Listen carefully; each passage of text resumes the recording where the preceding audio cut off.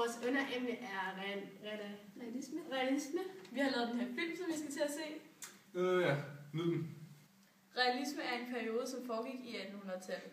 Den blev den centrale litterære isme i Europa og var meget populær.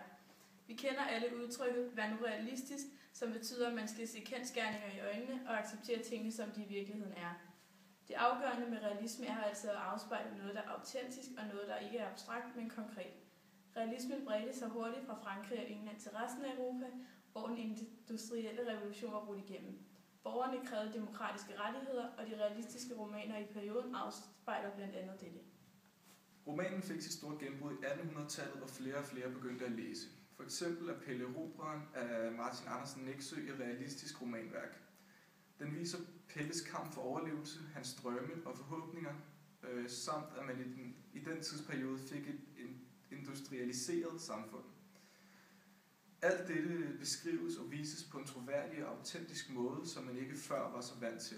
Dette skete i forlængelse af, at borgerskabet etablerede sig som den både økonomiske, politiske og kulturelt herskende klasse.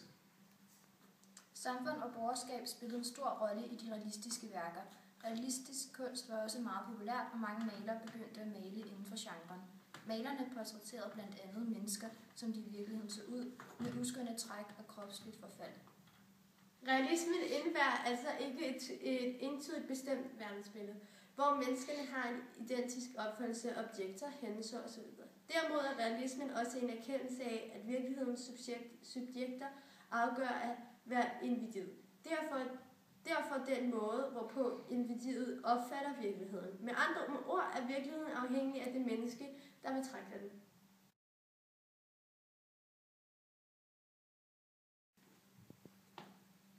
Det lyder som et eventyr, et savn fra gamle dage. En røde datter, dybt begrædt, er kommet frelst tilbage. Det sker, hvad som et drømmesyn har strålet for vores tanke. Til sommer vejer Dannebrog igen på Dybbøl Bakke. Hvad knappeture viske om i krogen mellem venner, forkyndes nu på dansk og tysk som løfteord af frinder. Velkommen hjem til moders hus. Vores søster er hjertens skære, så bleg du blev i kæmpens favn i striden for din ære. Du sad i bold og fangejern til spor for vilde drenge. 6.000 unge sønners liv var dine løse penge. Men du ville ingen sørgefest, mens tårn øjet brænder. Du skjuler stolt og hvad ondt du led i dine bløde hænder. Du kommer klædt i hvidt og rødt og smiler os i møde. Hild dig, hvor moders øjesten i nitids morgenrøde. Det lyder som et eventyr af et digt skrevet af Henrik Pontoppidan. Henrik Pontoppidan var forfatter og digter i realismens tid. Han er blandt andet kendt for sin roman Ørneflugt. Udsigt fra kunstnerens vindue. Martinus Rørby, malet år ca. 1825. På billedet ses et åbent vindue med udsigt over København. På billedet ses også 3 potteplanter. Mellem de 3 planter lister der sig en statueret fod ind. I vinduet hænger der også et spejl og noget, der ligner et fuglebur. Billedet er malet meget realistisk og virker virkelighedstro.